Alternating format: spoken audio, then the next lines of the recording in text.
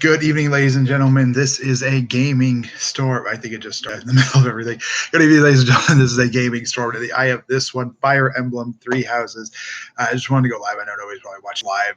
We'll watch it live, but just want to get my thoughts, kind of my first impressions of the game, having played through a couple 4 to 5 hours of it this afternoon, about 4 hours of it this afternoon.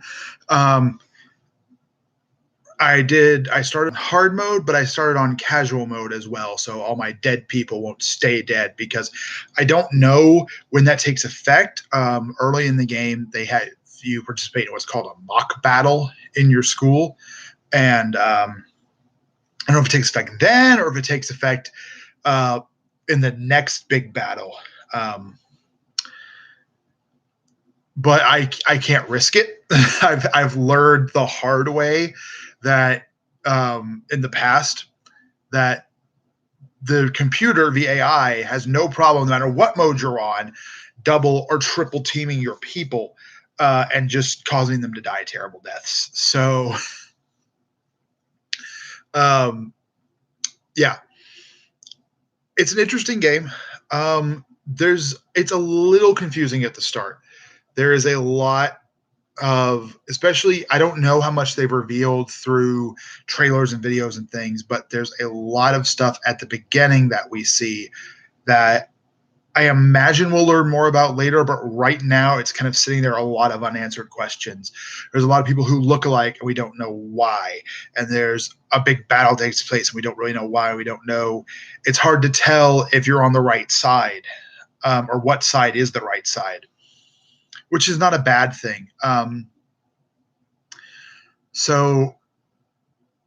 If you've got the game, you know that there are three houses. You know that there's the Black Eagles, the Blue Lions, and the Golden Deer, along with the Silver Snakes. And no, I'm kidding. That was just a Hidden Temple joke. I picked the Black Eagles. Just looking over it, ultimately, I was going to go with the Golden Deer, but I really don't like the fact that archers can't do anything up close.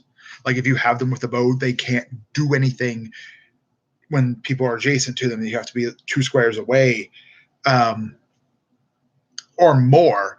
One of the girls in the Black Eagles, one of her early arts is a shot that goes 3 squares. So that's really been helpful, actually, especially when the other archers don't have that. When they do, you're in trouble. But yeah, the game has no problem double or triple teaming you. They will go for your weakest person all the time. It's on hard mode, at least. I don't know about normal, but on hard mode, they will go for your weakest person. The person with the least HP, I should say. They will try to kill the person with the least HP. So it's something where you really have to learn that.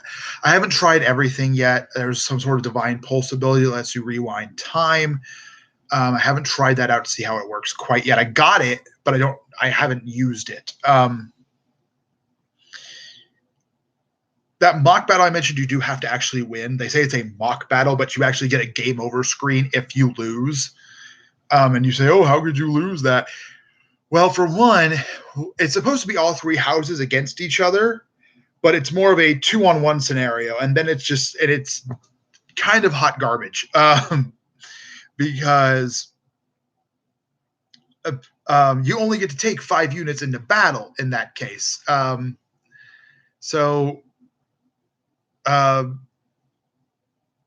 you start to kind of figure out your favorite. You have to figure out favorites.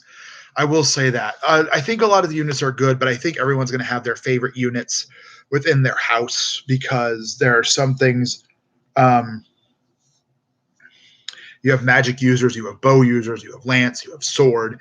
It's a little hard to, know off the cuff exactly what everything's going to do. So when you level, one time you may have 2 stats increase versus another time we may have 5 stats increase by 1. And I don't know if that's just random.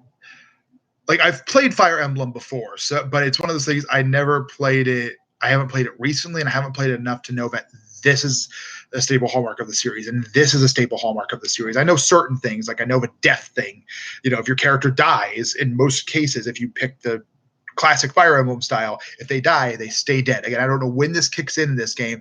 I'm so glad I didn't pick it because the leader of my house would be dead. Yeah, I've gotten Princess Edelgard killed a couple of times. Not on purpose. No, she's strong enough, I think, where she can be in the front lines, but then she gets hit 3 times by these people and there's nothing to do about it. Now, the other thing I will say is she is terrible at first. There's a battle at the start. I know I've done spoilers already, but here's some more coming, so fair warning. There's a battle at the start where you're facing a bandit who you end up facing again later. And this is where you first meet the heads of each house, Edelgard, Claude, and Dimitri. Black Eagles, Golden Deer, Blue Lion, respectively. And in that fight, I don't know that Edelgard might have gotten 1, maybe 2 hits. The thing is, she wields an axe, and apparently axes have terrible, terrible accuracy. And she's missed so many times, and it makes me so mad because if she wouldn't miss most of the time, she'd have been a lot better off. And you have to be really strategic in the way you plan your attacks too, because you get experience for these characters when they hit, but you get more experience when they take the kill. So if you want to level somebody up, but you still want to make sure you give experience, so you whittle them down with other people, and then you have the character who you want to go in for the kill, hopefully get the kill. Of course, sometimes crits do kick in. Unexpected crits are always good. And definitely, like I said, definitely a lot of questions so far. As far as the school stuff, let me address that while I've got about 3 minutes here. I don't know how long a live YouTube video can last. The school stuff is really interesting. I don't feel there's enough time, because you have like one section of free time where you can take like quests and stuff and interact with your students. You have, at least so far in the first month, I had 2 lectures as a professor where I got to train my students in their various and sundry skills that they want to learn. And I don't think you get enough money either. I leveled up my weaponry, but I'm already needing to buy more. And of course, there's the durability system that I know is a staple of Fire Emblem, where you use a sword or you use a lance or whatever, and it just wears down, wears down, wears down. Magic doesn't wear down, at least as near as I can tell, but you only have limited uses of it per battle, which kind of stinks. One of my favorites, Dorothea of the Black Eagle House, she's got thunder magic. So, of course, she's one of my favorites.